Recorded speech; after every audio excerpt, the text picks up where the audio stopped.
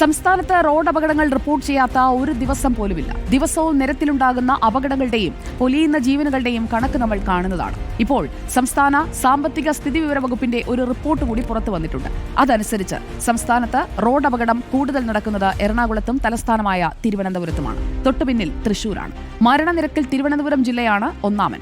രാത്രി ഉണ്ടാകുന്ന അപകടങ്ങളിൽ 5-ൽ ഒരാൾ മരിക്കുന്നതായാണ് റിപ്പോർട്ട് വ്യക്തമാക്കുന്നത്. ഓരോ വർഷവും കേരളത്തിൽ ഏകദേശം 49,000 റോഡ് അപകടങ്ങൾ നടക്കുന്നു. റിപ്പോർട്ട് തയ്യാറാക്കിയ department of economics and statistics ഡയറക്ടറുടെ വാക്കുകൾ ആദ്യമൊന്ന് കേൾക്കാം.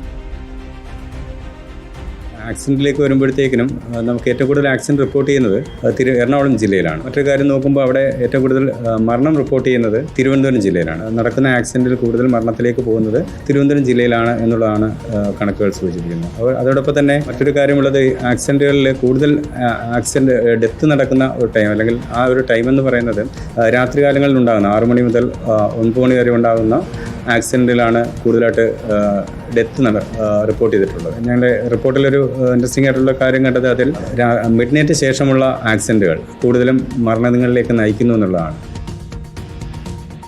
ഇനി നമുക്ക് ഈ റിപ്പോർട്ടിൽ പറയുന്ന കണക്കുകൾ കൂടി ഒന്ന് പരിശോധിക്കാം, കണക്ക് വെച്ച് സംസാരിക്കാം. കഴിഞ്ഞ 2 വർഷത്തെ കാലയളവിലെ ചരിത്രങ്ങളാണ്, അല്ലെങ്കിൽ ആ കണക്കുകളാണ് നമ്മുടെ മുന്നിലേക്ക് വരുന്നത്. നമ്മുടെ ഡാറ്റാ സെന്ററിലേക്ക് നമ്മൾ വന്നു കഴിഞ്ഞാൽ 2023 ജില്ല തിരിച്ചുള്ള കണക്ക് നോക്കൂ. ഏറ്റവും കൂടുതൽ വാഹനാപകടങ്ങൾ നടന്നത് എറണാകുളം ജില്ലയിലാണ്. എറണാകുളത്ത് 7,128 അപകടങ്ങൾ നടന്നു. അതിൽ ജീവൻ പൊലിഞ്ഞത് 459 പേർക്കാണ്. തിരുവനന്തപുരത്ത് 5,649 അപകടങ്ങളിൽ 462 പേർക്ക് ജീവൻ നഷ്ടമായി. തൃശൂരിൽ 5,003 അപകടങ്ങൾ, 439 മരണം.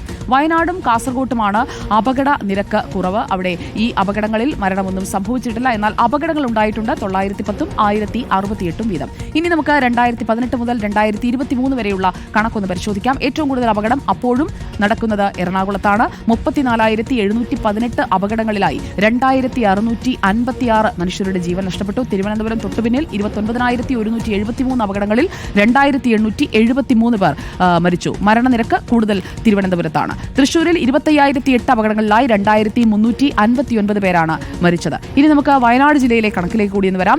വയനാട് ജില്ലയിൽ ഈ കാലയളവിൽ 2018 മുതൽ 2023 വരെയുള്ള സമയത്ത് 4,012 അപകടങ്ങൾ നടന്നു. അതിൽ 405 പേരുടെ ജീവൻ നഷ്ടമായി. കാസർഗോട്ട് 5,583 അപകടങ്ങൾ, 628 മരണം. ഇടുക്കിയിലാകട്ടെ 2018 മുതൽ 2023 വരെയുള്ള കാലയളവിൽ 6,585 അപകടങ്ങളുണ്ടായി. 556 പേർ ഈ അപകടങ്ങളിൽ മരിച്ചു. അങ്ങനെ സംസ്ഥാനത്ത് ആകെയുണ്ടായ അപകടങ്ങളുടെ കണക്കൊന്ന് നോക്കൂ. നമ്മൾ ജില്ല തിരിച്ചു നോക്കുന്നതിനൊപ്പം തന്നെ ആകെയുണ്ടായ അപകടങ്ങളുടെ കണക്ക് അത് വളരെ വലുതാണ്.